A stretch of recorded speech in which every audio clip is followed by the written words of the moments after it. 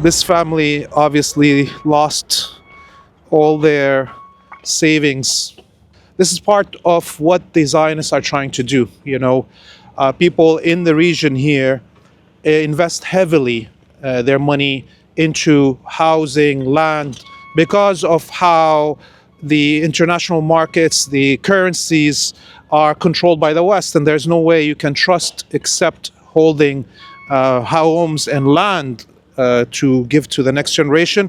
The Zionists have, and the imperialists, over the last 30 years, destroyed much of Syria, Iraq, Lebanon, Palestine. All the accumulated wealth of the whole nations was wiped out, and there's no way to get that wealth back.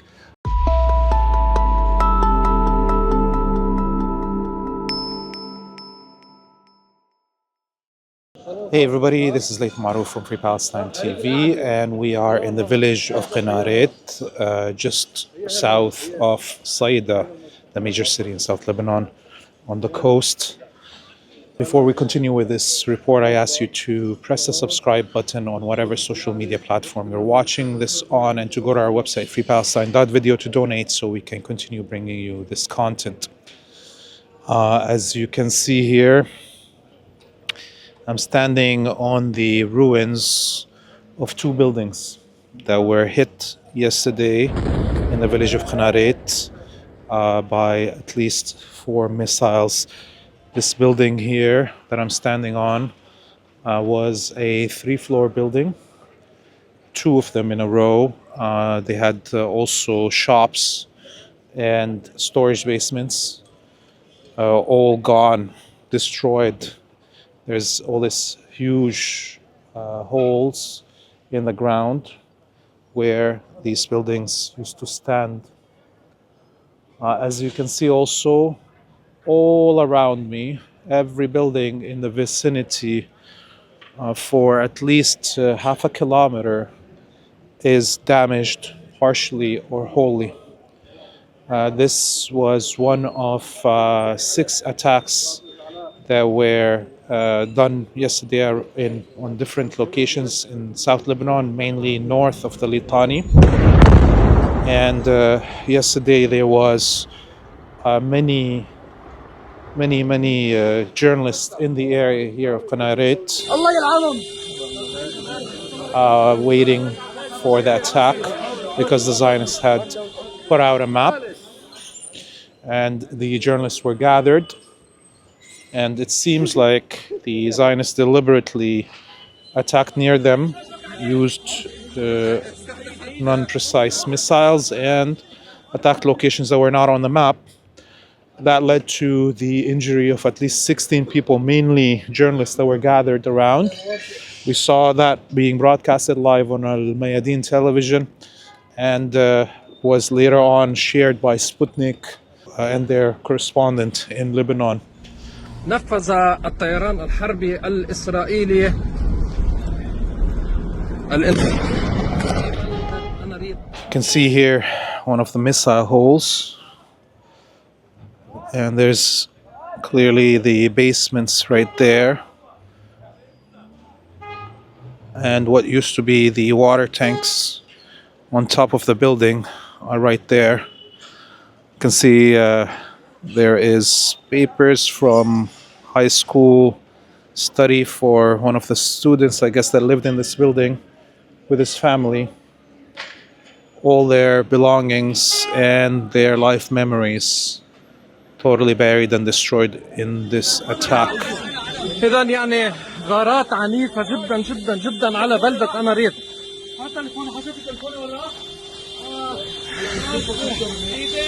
This attack on the village of Ghannam, as I mentioned earlier, was one of many that were conducted yesterday by the Zionists.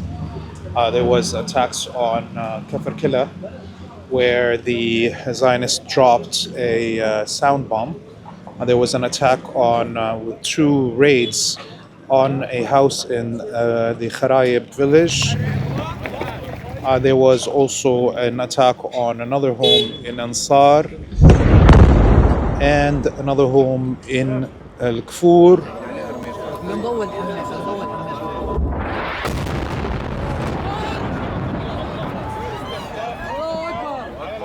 as well as in Jarjour. These are all villages that have been targeted many times before, and clearly there's not much left in terms of military targets. So these are all attacks on homes, and the building behind me, as I said, in Qanarit was attacked with 4 different missiles, as well as the fishermen in the Naqura village were targeted by fire from Israeli boats.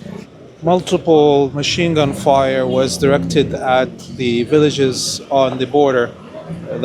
We saw that happening in Hula and Markaba yesterday, and multiple air raids also on other villages like Al-Bazuriye and on Al-Zahran al-Masalih road in the south. These attacks on Lebanon yesterday by the Zionist Air Force came after both the Lebanese government and the Islamic resistance in Lebanon acknowledged that the disarmament south of the Litani was completed. So we can take these attacks right now as threats, as pressure on the Lebanese government and the resistance to disarm in the rest of Lebanon, because since these attacks came mainly north of the Litani, as we are here, this is the only way it could be understood. This also after the Secretary General of HIzbullah, Sheikh Naim Qasim, said that there will be no disarmament, further stages of it, until the Zionists actually deliver on their parts of the agreement, the ceasefire agreement that require them to withdraw from territories they occupied in Lebanon and to cease attacks on the country. So these attacks seem to be to increase the pressure on the Lebanese government and the resistance. We will see over the next few days how the resistance responds to this and how the Lebanese government carries on with its activities. Finally, it's important to say that Lebanon right now and the whole region are on the edge with threats of possible American attacks on Iran that could trigger a wider war in the whole region and widespread destruction of infrastructure as a result of such war that could happen.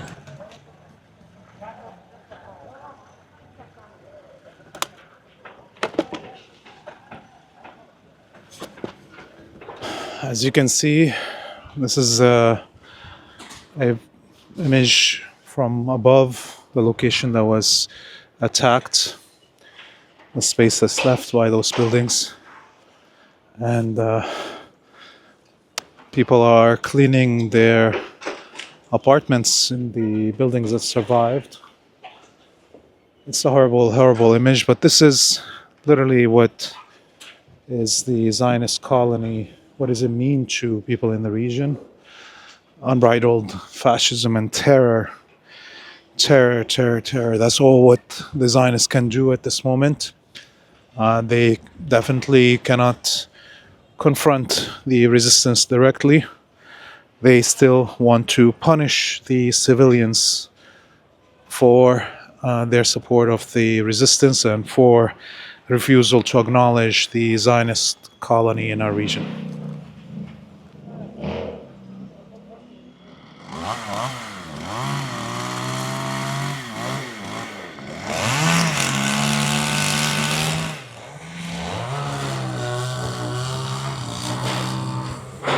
We drove to the village of Kfur. This is in the closer to the Nabatiya region, but still considered north of the Litani. You can see behind us the home that was targeted. A lot of the whole neighborhood around it was damaged, and the explosion was so heavy that a lot of the rubble landed on the neighborhoods under, as well as all the way to the church and the mosque behind me right there. They are also damaged. Luckily, no one was injured in this attack, although we can see that all these trees were also totally destroyed. So much green space has been ruined.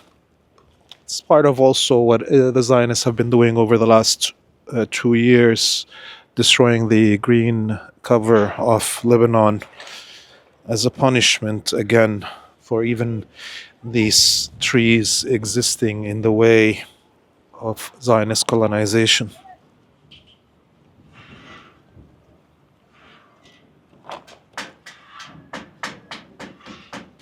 This was the roof of this house. It was a 3-floor house with a basement. You can see the solar panels that are left, and obviously you can see behind me the damage on the house just below there.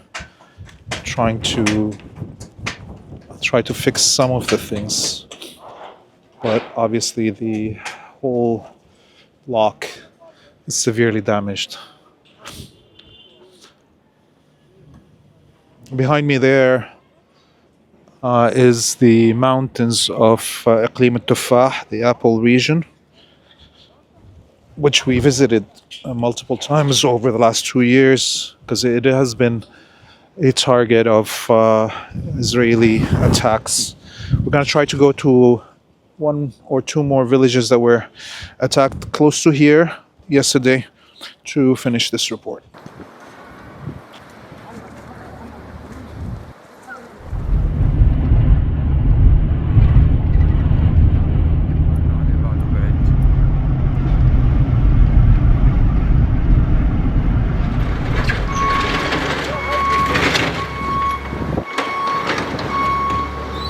We made it to Ansar village.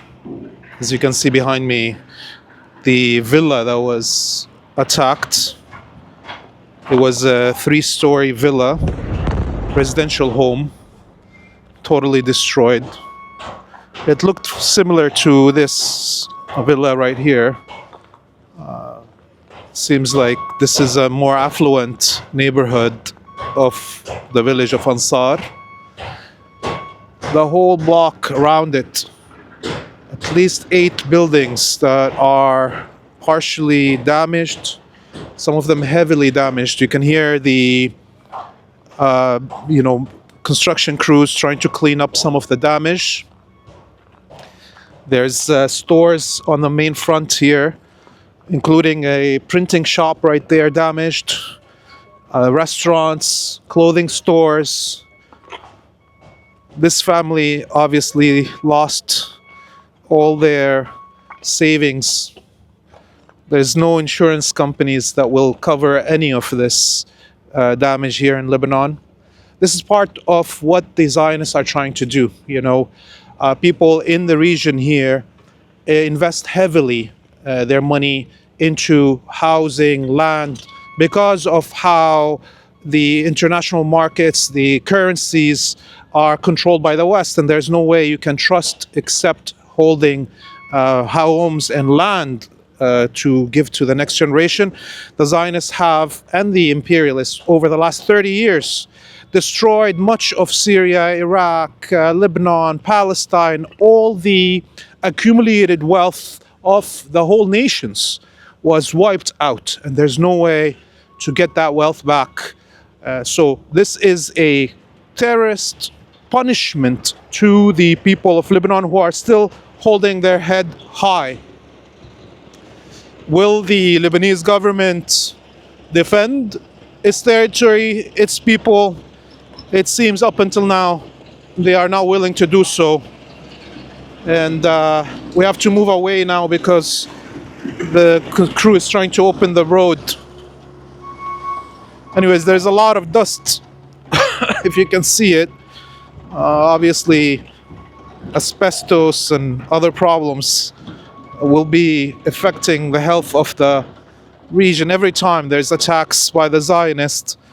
All this dust that includes the chemicals from the weapons, anything that's in the construction materials will forever damage the health of the region.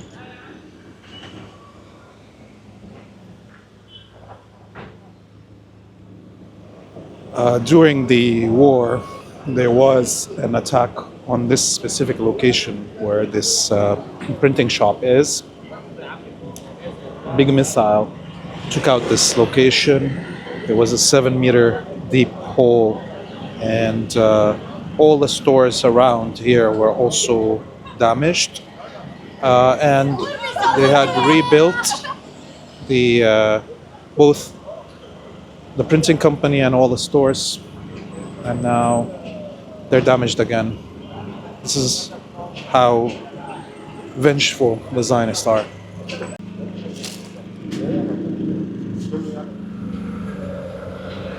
We're here with Karim from the village of Ansar. كريم انت عشت الحرب صح. احكي لي هالضربة يعني صار لها فترة الأنصار مش متعرضة لهجمات. هالضربة من كيف؟ ايام الحرب كان في ضربات خفيفة، بس صدفة هون صارت ضربة مأزية علينا. وأنت بيتك قريب من هون؟ تقريبا يعني عايش بالضيعة هون. المعارفك اللي قريبين من هون تضرروا بيوتهم وشغلهم؟ تضرروا بيوتهم، سياراتهم، الاشياء اللي حوالينا. انتوا الجيل الجديد، اذا في رسالة لهالحكومة شو هالرسالة تبعتوها؟ دولة فاشلة وهم القلب وكله فضل مقاوم. يا رب الله يحميكم، الله يقويكم.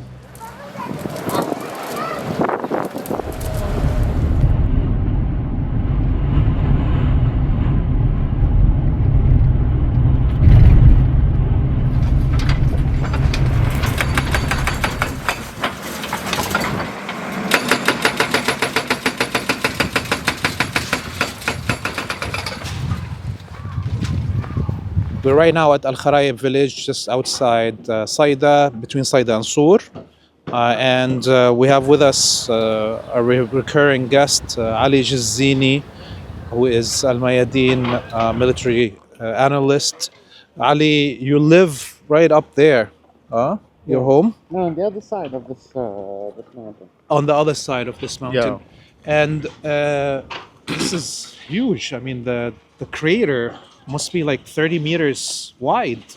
Yeah, it's actually amazing because incredible. I didn't expect it to be that well. You know, the sound was very, very loud. I do live like maybe 300 meters measured on the map, but I'm on the other side of the hill here. There was a house here, 3-story house, and there is no house anymore. So they probably used a very, very big ordnance, probably 1,000 pounds or even more, like the MK-83, MT-484. This was a residential home. It was totally a residential home. There's seemed to be, like, as in, you know, the Israeli terrorist army spokesperson always says, is they're bombing warehouses and so on. Like, I didn't see any secondaries. I didn't see any other explosions. No, nothing. It's just like a home for normal people that was bombed. 3-story home. So many families could be at the street at the moment. And close to your home, during the war, there was a few other attacks. I could see from visiting you before that other residential homes were attacked. Compare this attack, how you felt, to the attacks that happened during the war. The other two were small. One of them was smaller. I think they used 250 pounds or something, because it was actually to one of my relatives, where like only a section of his house was demolished, but nothing to this extent. Like his house was even small, nothing to this extent. Even 3-story building. All the houses here are damaged. Like even the house like we have here, behind us is uninhabitable. The other one needs a lot of renovation. This one uninhabitable. This one uninhabitable, for instance. And like the whole landscape has been changed, like they always do. Let's go up a little bit closer. Obviously, we can see somebody's motorbike totally crushed. There's another scooter there. And, oh my lord, this is... You can still fresh. You can still slip. Watch out. Like it hasn't settled yet.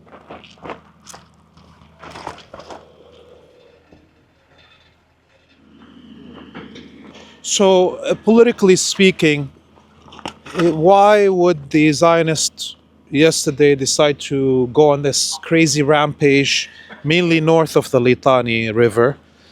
It's just goes along with what the president actually said, the Lebanese president, which is like this is the disarmament plan that the Lebanese government has said is going very well. And the Lebanese president tried to imitate Sayyid Hassan Nasrallah the other day by saying the truth is in what you see and what you not hear. And then this is what we see here actually happening. The damage maybe in other areas, such as in Narit, which is a residential area, has much more extensive. As the mayor has said, I think 26 housing units were totally destroyed. But as we see, they're picking up targets randomly inside villages to make people just homeless, to put more pressure on the resistance, as in where this is going, despite the resistance abiding by the ceasefire. So it's just more terror, more suffering for the people. It's like as if they're choosing their targets without any evidence and like no actual secondary explosions in any of these. Nothing, just housing. So they're just bombing everywhere to make more people homeless. They're just choosing the center of residential areas to cause as much more damage, because even if you bomb here, the whole area around it becomes uninhabitable. Nobody stays here. We earlier went to Ghannam village, checked that attack on the residential building. In total, through these attacks yesterday, at least 45 families right now are homeless. Hundreds of people ran away when the maps came out. And we haven't heard anything from the government since yesterday. It's not only that. There is like, if you look at the Lebanese media, there was nothing reporting this. And there are some leaks that says that the American embassy asked publicly, not publicly, but asked directly them not to report anything that's happening in South Lebanon. Nothing. So if like, say, God forbid, a genocide happens here, nobody would know, because they're doing it on purpose. This is not Lebanon. This is not going on. It shouldn't be on the screen. This like the struggle of the people of South Lebanon, because they continue to say no to the tyrant of our age, Donald Trump, and his stooges. So it's the government, like even the Lebanese army changed the whole narrative in its statement. It doesn't say the Israeli enemy anymore, despite it still being law.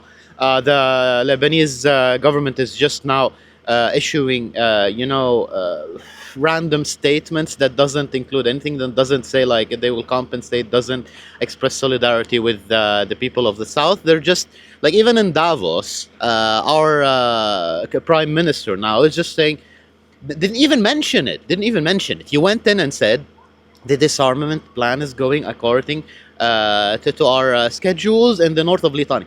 Who the hell in Davos knows where the north of Litani is? Who the hell knows about the disarmament plan? Why are you so clownish? Crazy if you think about it. He goes to people like random people, maybe born in Oklahoma, U.S. State Department employee, and said like, our disarmament plan is knowing good north of Litani. Where is north of Litani? They just keep insisting even more on the Americans, more than the Americans they want themselves, that the pace of the plan proceed.